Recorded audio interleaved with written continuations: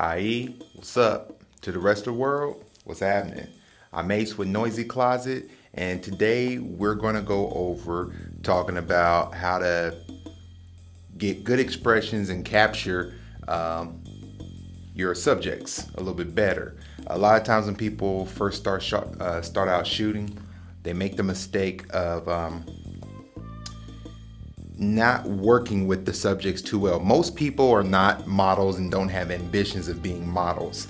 And some of them that do have ambitions of being models really don't know what the heck they're doing. So unless you're working with a professional that really knows how to take direction and knows how to jump in and out of poses, who knows how to work against the camera, that knows how to be aware of where their lighting is and everything, you want to work around people's disabilities when it comes to photography. So one of the things I want to talk to you about is when you're shooting with the flash. One thing I was taught early on is when you're shooting with the flash, or in general, get in the habit of shooting with both eyes open. What happens a lot of times when people shoot with flash, when you're looking through the camera lens, you have one eye closed, and when your shutter flips open, you're now completely black. So you don't want that. So when people say, wait a minute, did I just blink?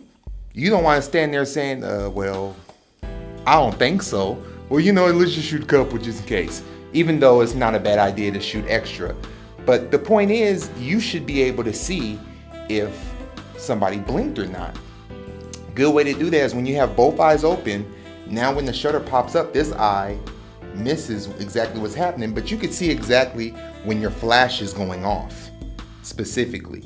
And you'll be shocked at how easy it is to see when somebody's blinking or not, or if somebody turned their head or something like that. Another reason it's a good idea to have both eyes open is if you're shooting, you're not in a studio or a controlled environment, you might be moving around. And if you have one eye closed, it's easy to bump into things or, run into people, trip down some stairs, break your camera, break yourself. You don't want to do that. So you keep both eyes open, at least you can have another eye to give you a general sense of where you are. If something's coming up behind you, you can use your peripheral, and it helps a lot. So that's a very important thing. If you're starting out shooting, get in the habit of shooting with both eyes open. You can also even focus with both eyes, but sometimes you want to shoot with one eye closed, that's fine, but it's not a bad idea at all to shoot with both eyes open. Another thing you want to do to help you get good shots is get out of the habit of looking at the back of your camera every single time you take a picture. Use the viewfinder in the back only as a reference. After you've set up your lighting, you know what your shutter speed is going to be. You basically know what aperture you're shooting at. You have your ISO set. Once you know where you're at generally, just shoot. Don't keep, okay, oh man, I don't know if I should. Shoot your pictures, because everything's happening now live. Capture the moment. Don't sit there taking forever. People get bored, people get confused, people start to lose confidence in you, and this affects how well of an expression you're going to capture for the end result. So you want to shoot.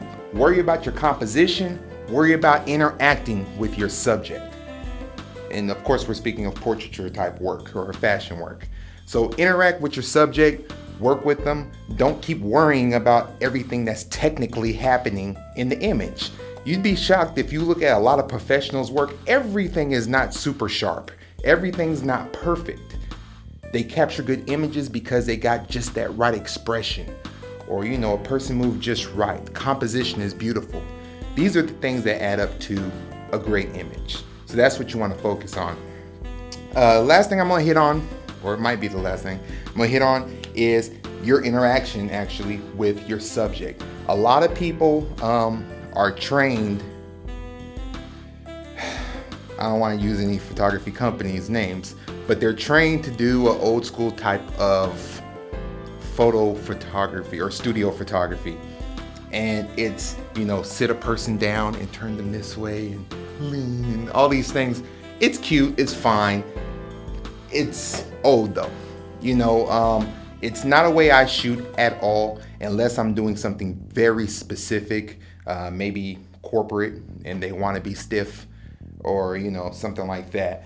But to get a shot that looks more alive, that's more fluid, get a person in a general pose, general area. If it's a guy, you generally have them leaning up against something, After that, you do your work and you move around your subject the way you need to. Come up, come down, get them over here. Because the thing is, you're concentrating on, okay, I have my shutter speed set, I have my aperture set, I know what ISO I'm at. Like I said, all that technical stuff is pretty much done. Now you're concerned with good composition, getting good expression. And you're going to get a good expression by interacting with the person in real time. When you speak to a person, you say something funny or you say something stupid or mean, people show it in their faces. Very subtle expressions sometimes they're extremely expressive, but that's what you want to capture. So if you're trying to get out of this person, I want you to show more happiness. The average person, when you just say, okay, smile, they give pretty corny smiles. When you want to see them light up and you want to see the happiness in their eyes and just really show them glowing, you're going to keep having pleasant conversation with them as you're figuring out your lighting. When you're ready to actually start shooting, you want to say nice things. You want to say some things that may be slightly funny. You don't want to go overboard with trying to be a comedian because you don't want them having silly expressions, and you never know when you might say something offensive, so you want to be careful there, but you want to be pleasant. You don't want to be a dictator. Okay, now it's time to smile. Okay, now it's time to look tough. Or this, you don't want to do that stuff. Say things to people in a way that you want them to express back to your camera. Because when it's expressed back to your camera, that's going to speak to the viewer. So I hope that makes sense, and I hope that wasn't too much talking.